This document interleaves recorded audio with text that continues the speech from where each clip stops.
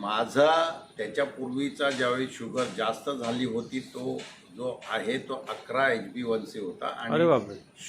आणि जे काही डायबेटीजची प्रमाण खूप मोठ्या प्रमाणात वाढलं होतं. Fasting BP. हा. ती फास्टिंग 200च्या वर वगैरे असायची. अच्छा. आणि तर पीपी. ती 250-300ची असायची. अच्छा.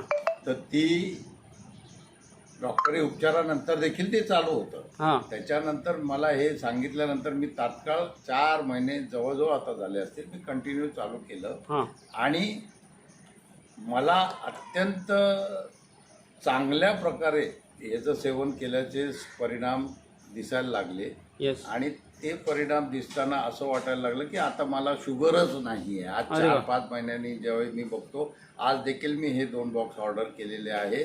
माझ्या नियमित टीमध्ये हीच टी मी वापरतो. हां. आणि माझी आता मधल्या काळात ज्यावेळी HbA1cचं परत त्यावेळी चेकिंग केलं त्यावेळी ती 7 अरे आढळली. वा.